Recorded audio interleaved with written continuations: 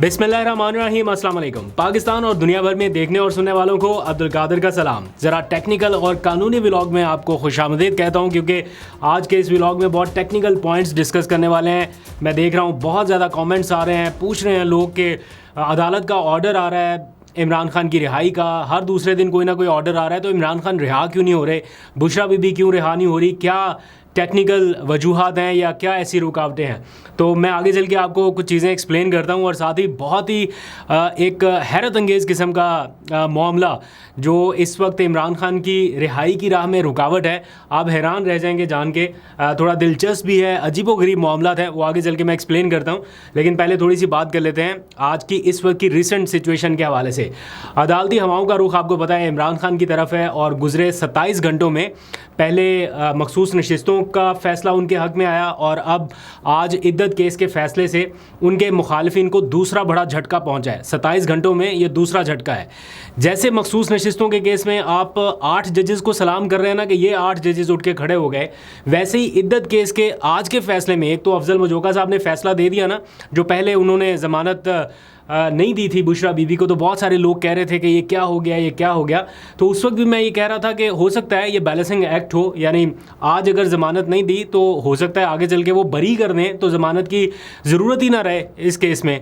तो एग्जैक्टली वैसे ही हुआ। लेकिन अफजल मजोका के अलावा जस्टिस मियां गुल हसन औरंगज़ेब का बड़ा तगड़ा किरदार था, बल्कि इस सारे फैसले के पीछे उन्हीं का वो तगड़ा फैसला था जिसने ये डायरेक्शन दी थी अफजल मजोका को, डिस्ट्रिक्ट कोर्ट को, कि इतनी टाइम लिमिट्स में या आज के दिन तक की जो डेडलाइन दी थी कि आज के दिन इसका फ़ैसला करें, वरना मुखालिफिन की तो कोशिश थी कि वो कोई ऐसा फ़ैसला ले लें कि ये टाइम की पाबंदी ख़त्म हो और इस केस को वो लटकाते रहे जितनी देर तक चाहे, मतलब फिर से ये पूरा केस चलता और आखिर में जाके वो कहते कि जनाब मैं नहीं सुनाता, कोई और जज सुना ले। तो इस्लामाबाद हाई कोर्ट के जज ने, जस्टिस मियां गुल हसन औरंगज़ेब ने जिस तरह स्टैंड लिया, तो वो भी बड़ा काबिल तारीफ़ है। अब इमरान खान के जो सियासी मुखालिफिन हैं वो कह रहे हैं कि मुल्क इस वक्त हालत तहरीक इंसाफ में है।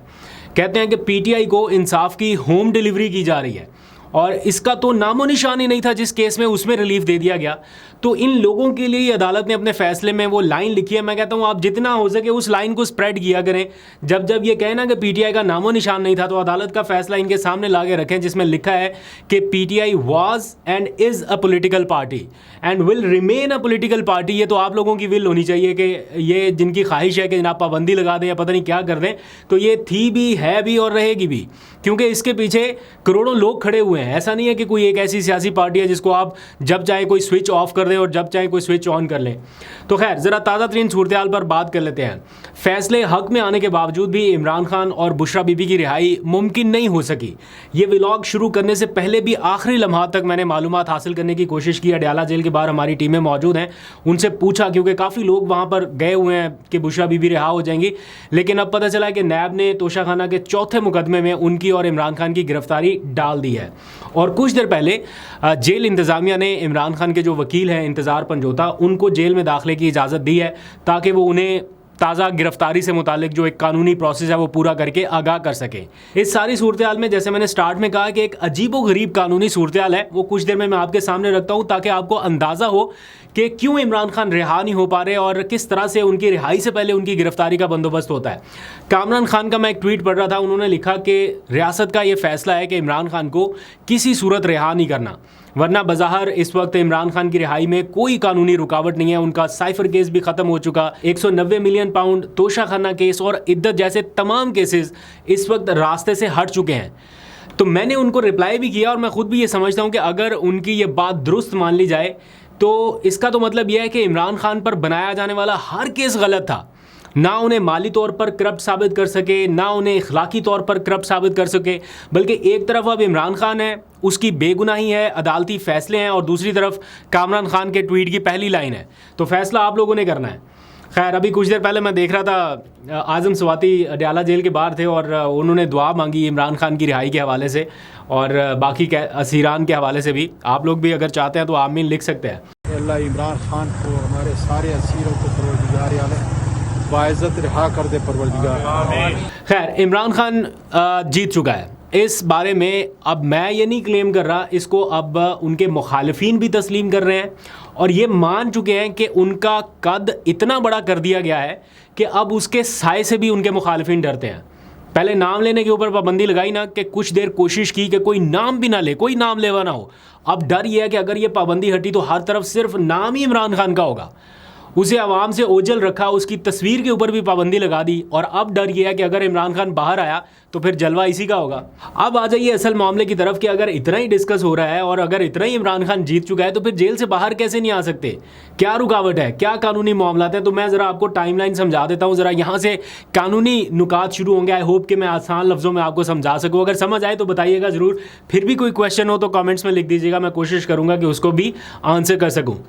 3 दिन पहले आपको पता है लाहौर की इंसदाद दहशतगर्दी अदालत ने 9 मई के मुकदमात में उनकी जो ज़मानतें थी, अबूरी ज़मानतें, वो खारिज कर दी थी। तो पहली रुकावट तो यहाँ पर यही आ जाती है कि उनके 3 मुकदमात में अब उनके पास ज़मानत नहीं है। अगर जिन्होंने उनको जेल में रखा है वो चाहें तो उस मुकदमे में उनको गिरफ्तार कर सकते हैं, और अगर चाहें तो रिहा भी कर सकते हैं। लेकिन इस वक्त ये खदशा है कि ये जो उनकी ज़मानत मनसूख हुई है, इस इक़दाम को चूँकि PTI ने लाहौर हाई कोर्ट में चैलेंज कर दिया है, तो किसी भी वक्त ये ज़मानतें वापस बहाल हो सकती हैं। तो ये ना हो कि ये गिरफ्तारी कुछ दिनों तक के लिए ही हो, इसलिए थोड़ा लंबे अरसे तक चलाने के लिए फिर गिरफ्तारी डाली गई है नैब के तोशाखाना रेफरेंस में। ये कोई पार्ट 4 आ रहा है तोशाखाना का। जब से इमरान खान की गिरफ्तारी शुरू हुई है, ये तोशाखाना से शुरू हुई है और अभी तक तोशाखाना चल रहा है। तोशाखाना पार्ट 1 चला, फिर पार्ट 2 चला, फिर पार्ट 3, अभी ये कोई पार्ट 4 आ गया। मतलब हर जगह से मतलब इलेक्शन कमीशन ने शुरू किया तोशाखाना रेफरेंस, वहाँ से सज़ा दिलवाई, वो दिलावर साहब की अदालत में चलेगी, तोशाखाना से फौजदारी रेफरेंस में सज़ा हो गई। फिर हाई कोर्ट गया मामला, एक बना, दूसरा, तीसरा, अब ये चौथा रेफरेंस कोई आ रहा है नैब का। अब कुछ दिनों पहले आपको याद होगा हुकूमत ने 2 ऑर्डिनेंस जारी किए, जिसमें से एक ऑर्डिनेंस नैब रिमांड की मुद्दत से मुतालिक था, यानी 14 दिन से बढ़ाकर 40 दिन तक कर दी गई थी। उस नैब ऑर्डिनेंस का कोई और मकसद बाहर नज़र नहीं आ रहा सिवाय इसके कि इमरान खान को ज़्यादा दिनों तक जेल में रखा जा सके। उसके अलावा कोई और रीज़न नहीं थी कि ऑर्डिनेंस जारी कराया जाता। कानून साजी भी हो सकती है, लेकिन सदारती ऑर्डिनेंस जारी कराया गया कि रिमांड की जो मुद्दत है वो 14 दिन से बढ़ा के 40 दिन तक कर दी गई। अब इसका मतलब ये है कि आ चुके इस केस में इमरान खान की गिरफ्तारी डाल दी गई है, तो दौरान रिमांड अब इमरान खान अप्लाई नहीं कर सकेंगे ज़मानत के लिए, और इस दौरान हो जाएंगी छुट्टियां अदालत की। तो यूं ये मामला थोड़ा सा और लटक जाएगा, और जब तक ये 40 दिन मुकम्मल होंगे तो इमरान खान ज़मानत के लिए अप्लाई करेंगे। अदालत तारीख देगी, एक फरीक को सुनेगी, दूसरे को सुनेगी। जब तक इसका फैसला होने वाला होगा तब तक 190 मिलियन पाउंड केस जो है वो किनारे लग चुका होगा, उसका कोई ना कोई डिसीजन आने वाला होगा। जब वो ख़त्म होगा फिर 9 मई के केसेस का ट्रायल और उसकी, तो ये कानूनी जंग जो है ये लंबी है। मतलब हर दूसरे दिन अदालत का कोई फैसला आता है कि इमरान खान को रिहा कर दिया जाए। दैट डजंट मीन कि अब इमरान खान जेल से बाहर है। उसका मतलब ये है, आप देख लीजिए कोई भी फैसला जो आता है, आज का इवन जो फैसला है उसमें अदालत आखिर में ये लाइन लिखती है कि अगर किसी और केस में गिरफ्तार नहीं है या गिरफ्तारी दरकार नहीं है तो इस केस में रिहा कर दिया जाए। तो इमरान खान के ऊपर केसेस ही इतने ज़्यादा बने हैं कि एक में अगर वो रिहा होते हैं तो आगे दूसरी गिरफ्तारी का मामला तैयार रहता है। तो इस वक्त भी इसी किस्म की सिचुएशन है। बहरहाल उनकी लीगल टीम अपने तौर पर कोशिश कर रही है। मैंने आपको बताया कि ये जंग लंबी है, और इस बात का अंदाज़ा इमरान खान को भी है। मतलब इमरान खान के कारकुनान, आप लोग तो इंतज़ार करते हैं रोज़ के इमरान खान की आज रिहाई हो जाए, आज हो जाए, लेकिन इमरान खान को इसकी जल्दी कोई नहीं है, क्योंकि उन्हें पता है कि इस किस्म के 1-2 और फैसले भी आए तो वो अभी शायद इतनी जल्दी रिहा ना हो सके जब तक कि कोई सॉलिड किस्म की कोई मूवमेंट नहीं होती या कोई सॉलिड किस्म का कोई ब्रेक थ्रू नहीं होता। अब आ जाइए यहाँ पर उस दिलचस्प और अजीबो गरीब कानूनी नुक्ते के हवाले से जो मैंने स्टार्ट में आपको कहा, ताकि आपको अंदाज़ा हो कि उनकी रिहाई से पहले उनकी गिरफ्तारी का इंतज़ाम कैसे होता है। तो यहाँ पर शुक्रिया अदा करते हैं सहाफ़ी एहतशाम कियानी साहब का। उन्होंने ट्वीट करके इसकी तरफ निशानदेही की, तो उनके ट्वीट से मैंने कुछ नुकात उठाए हैं। एग्जैक्ट आपको बता देता हूँ, वो ये लिखते हैं, बल्कि फैक्ट है, मैंने बाकी जगह से भी वेरीफाई कर लिया और हकीकत भी यही है। वो ये बताते हैं कि इमरान खान और बुशरा बीबी को नैब के जिस केस में आज गिरफ्तार किया गया है उसमें उनकी तलबी के नोटिस को PTI ने या उनकी कानूनी टीम ने 2 मई को इस्लामाबाद हाई कोर्ट में चैलेंज किया था। मतलब अभी जुलाई चल रहा है, 2 मई को ये चैलेंज हो चुका था। फिर अदालत से ये रिक्वेस्ट की गई कि नैब को किसी भी किस्म के फैसले से या किसी भी किस्म की कार्रवाई से रोका जाए अनटिल अनलेस के अदालत कोई डिसीजन ना कर दे।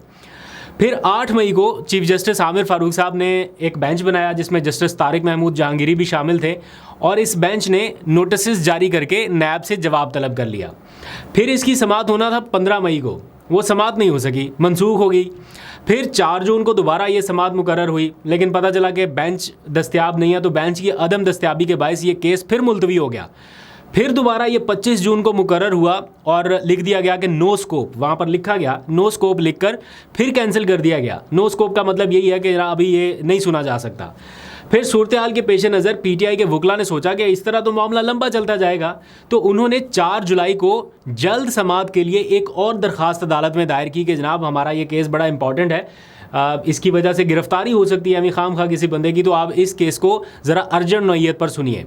उसके बाद इस्लामाबाद हाई कोर्ट ने इमरान खान और बुशरा बीबी के केस को हंगामी नौयत का करार देते हुए जल्द समाअत के लिए मुकर्रर करने की जो दरख्वास्त थी उसे मंजूर किया और 17 अक्टूबर यानी आज से 3 महीने के बाद की समाअत के लिए तारीख मुकर्रर कर दी। अब आप अंदाज़ा करें कि ये वो केस है जो इमरान खान को मज़ीद कई माह जेल में रखने का सबब बनेगा।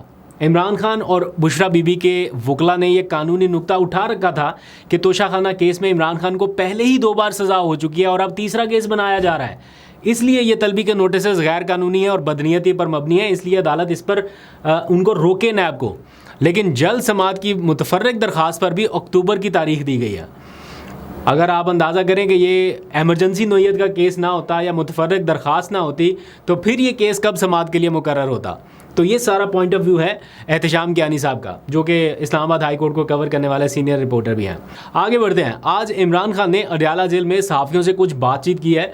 वैसे तो आई थिंक कि आप सोशल मीडिया के ऊपर वो सारा कुछ सुन चुके होंगे जो उन्होंने कहा है, लेकिन इन केस अगर नहीं सुने तो मैं उनकी गुफ्तगू कोट एंड कोट यहाँ पर आपको बता देता हूँ। सबसे पहले तो उन्होंने कल के सुप्रीम कोर्ट के फैसले पर तबसरा किया, उसका खैर मकदम किया और कहा कि सुप्रीम कोर्ट का फैसला एक मुस्बत पेशरफ्त है जिससे कारकुनान को भी और आवाम को भी उम्मीद मिली है। उन्होंने अल्लाह का शुक्र अदा किया कि सुप्रीम कोर्ट के जजेस रूल ऑफ लॉ के लिए खड़े हो गए हैं। फिर इमरान खान ने कहा कि अब इनको डर ये है कि कहीं हल्के ना खुलवाने की तरफ मामला चल पड़े, और ख़ास तौर पर इस्लामाबाद के 3 हल्के, क्योंकि फिर ये मामला रुकना नहीं है। फिर उन्होंने चीफ इलेक्शन कमिश्नर के इस्तीफ़े का मुतालबा किया और साथ ही डिमांड की कि इनके ऊपर आर्टिकल 6 लगना चाहिए, और वो बार बार ये जिक्र कर रहे हैं कि इसके ऊपर आर्टिकल 6 लगना चाहिए। तो चीफ जस्टिस काजी फाइज ईसा के हवाले से भी उन्होंने ये सवाल किया कि मेरा उनसे ये सवाल है कि इखलाकी तौर पर उनको क्या अब भी मेरे केसेस में बैठना चाहिए, क्योंकि जस्टिस गुलजार ये फ़ैसला दे चुके हैं 5 रुकनी बेंच में बैठ के कि काजी फाइज ईसा को मेरे बारे में केसेस नहीं सुनने चाहिए, और वो कहते हैं कि उनकी अहलिया के कुछ बयानात भी मेरे हवाले से ऑन रिकॉर्ड हैं। फिर सहाफ़ी ने उनसे सवाल पूछा कि अब आपको मखसूस नशिस्तें मिलने जा रही हैं, तो क्या आप कौमी या सूबाई असम्बलियों में जब आपको एक वाज़ेह अक्सरियत मिल जाएगी, एक अददी बरतरी आपको मिल जाएगी, तो क्या इन हाउस तब्दीली के लिए आप किसी जमात से बातचीत करेंगे इस हुकूमत के ख़ात्मे के लिए? तो इमरान खान ने कैटेगोरिकली डिनाई किया और बड़ा वाज़ेह जवाब दिया कि वो किसी जोड़ तोड़ का हिस्सा नहीं बनेंगे। वो कहते हैं कि अगर मुल्क को बचाना है तो वाहिद रास्ता एक ही है और वो है साफ शफाफ इलेक्शन। फिर उनसे पूछा गया कि सुप्रीम कोर्ट के फैसले के बाद आगे बढ़ने के लिए क्या आप मुज़ाकरात की जानिब जाएंगे, कोई बातचीत करेंगे? तो उन्होंने कहा कि मुज़ाकरात के लिए तैयार हूँ, लेकिन मेरी 3 शराइत हैं। पहली, मेरे बारे में जितने मेरे खिलाफ केसेस हैं वो ख़त्म करें, दूसरा हमारे लोगों को रिहा करें, और तीसरा हमारा मैंडेट वापस करें। और इनमें से तीनों में से कोई भी एक चीज़ ऐसी नहीं है, मुझे ऐसा लगता है, जिसके ऊपर हुकूमत फौरी तौर पर अमल दरामद करने के लिए तैयार हो, क्योंकि अगर मैंडेट ही वापस हो गया तो फिर हुकूमत तो नहीं रहेगी ना।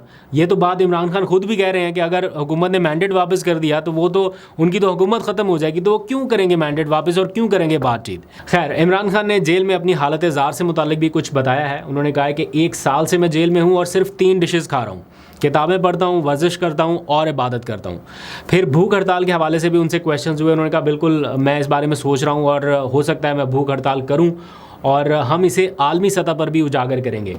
और वो ये कहते हैं, उनका ये मानना है कि कुछ लोगों का ये ख्याल है या वो चाहते हैं कि मुझे डरा हुआ देखें, लेकिन मैं डरने वाला नहीं हूँ, ये इमरान खान ने कहा है। अगर भूख हड़ताल वाले मामले की तरफ वो जाते हैं तो जो इमरान खान की नेचर है, जिस नेचर के वो शख्स हैं, थोड़े ज़िद्दी से हैं, बात जो कर लें उसके ऊपर फिर डट भी जाते हैं, तो कहीं ये ना हो कि भूख हड़ताल की वजह से उनको या उनके कारकुनान को परेशानी हो। अभी से मैं देख रहा हूँ कुछ कारकुनान को परेशानी है कि इमरान खान जिस नेचर के आदमी हैं, और फितरी तकाजा है कि भूख, ज़ाहिर बात है ज़्यादा से ज़्यादा बंदा कितनी बर्दाश्त कर सकता है, लेकिन इमरान खान डिटर्मिनेशन के जिस लेवल पर है, अगर उन्होंने इसको कैरी किया तो फिर क्या सिचुएशन होगी और क्या मुखालफिन को कोई फ़र्क पड़ेगा? नहीं, फ़र्क पड़ना है इमरान खान को और उनके कारकुनान को, उनके लोगों को। तो क्या कहीं मॉरली उनके कारकुनान डाउन तो नहीं होंगे इस सिचुएशन से? ये कई फैक्टर हैं जो देखने होंगे। बहरहाल अगर ऐसा हुआ तो इसका इम्पैक्ट भी अलग लेवल का होगा, क्योंकि ये भूख हड़ताल सिर्फ अडयाला जेल में नहीं होगी, ये मेरा ख्याल है पाकिस्तान में भी और फिर अक्रॉस द ग्लोब ये जा सकती है। आपको अपडेट करता रहूँगा। अभी तक के लिए इतने, अपना बहुत सा ख्याल रखिए। अल्लाह हाफिज़।